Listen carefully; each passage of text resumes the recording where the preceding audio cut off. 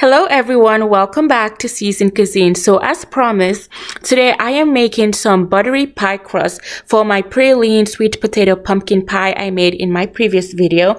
As I mentioned in that video, I used the Pillsbury pie crust, and the pie crust basically, it was so thin that it disappeared when I baked my pie, and it was also very soggy. So this homemade pie crust tastes way better. It was so delicious.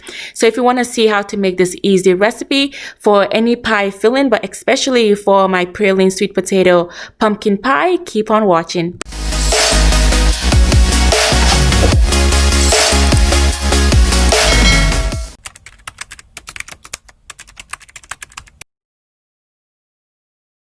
This recipe makes 2 pie crusts, so in a blender, you can use a bowl if you want to use a bowl and do the traditional way, but I just added some flour and I just added some salt, and I'm just going to pulse it about 4 to 5 times to make sure the salt is evenly distributed in the flour. And of course, the full recipe will be in the description box below.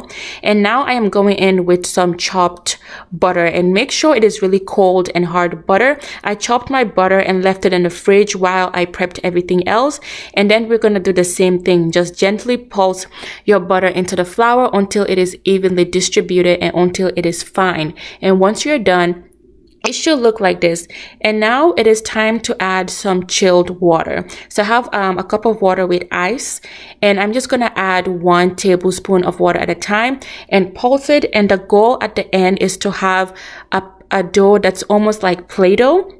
So keep on repeating the process, and we're going to add about 8 to 10 tablespoons. But every time you pulse it, just feel it, press it to make sure before you add more water. And once you are done, your final texture should look like this. And this is what you want. As you can see, it feels like Play-Doh. It is kind of sandy, but feels like Play-Doh. You don't want to fully blend your dough, or you don't want to form your dough in the blender. Once it gets to that sandy Play-Doh texture, put it on a clean surface, and we're going to knead our dough. And once you're done, divide it into 2 equal parts, because this recipe, again, it makes 2 pie crusts. Put it in a plastic wrap it, and we're going to refrigerate it for 60 minutes for an hour. And once it's done, once it firms up in the refrigerator, because you want it to be firm before we can roll it, add some all-purpose flour to a clean surface, and then you're going to add flour on both sides of your pie crust. And then you're going to do the same thing, add some flour to your rolling pin. And then we're going to roll our pie crust. And what you want to do is you want to roll the pie away from your body in a circular motion. And you're going to keep on repeating that process. My pie crust, it won't come out perfectly circled, but that's fine. You just want to make sure it gets, you roll it out just enough to fit into your pie pan. And this is what my pie crust looks like. And I am using a 9-inch pie pan, and I'm just measuring the pan against the crust, and I just have enough, it's stretched enough to fit my pan. And I'm just using my rolling pin to make it easier for me to put my crust into my pan.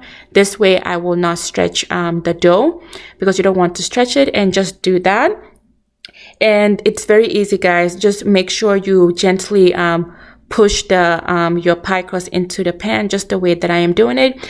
And once you're done, the next step is to crimp our pie. But before we crimp that, as you can see, I don't have a lot of excess crust hanging on the side of the pan. But if you have a lot of excess crust hanging, take a scissors or a knife to cut just enough, and then you're going to take the rest and you're going to tuck it underneath your dough, just like the way that I am doing it right now. And once you finish that process, we are going to go in and crimp our pie crust. You can do any design that you want, but this is the design that I am doing. It looks nice, and it is easy to do. Once you're done crimping your pie crust, we're going to do the same process. Put it in the fridge for about another hour. Or if you want it to be faster, what you can do is just put it in the freezer for about 20 to 30 minutes before we put in our pie weights. Because the pie weights, that's going to help us when we pre-bake or when we blind bake our pie. It's going to make sure that our pie doesn't puff up. And the purpose of the blind bake is to make sure that we partially cook our pie before we add our filling, so that our pie won't be soggy when we bake it after we add our filling. And I just double lined my pie crust and made sure like the foil, I pushed it against my pie on the bottom and the side. And for my pie weights, I am using some dried beans, but you can use a combination of dried beans and or dried rice. You can also buy some pie weights, or you can use some sugar, but just make sure you have enough beans or enough weights to fill up the entire pie, so that the crust won't shrink or fall down. It will keep its form. But just put it in the oven. You want your the foil to cover your pie crust. I had to change the foil, but just bake it at 425 for 15 minutes. Then remove the foil and the pie weights, and then put it back for another 6 to 10 minutes. That is it, guys. I hope you enjoyed this video. Check out my sweet potato praline pumpkin pie video. Bye.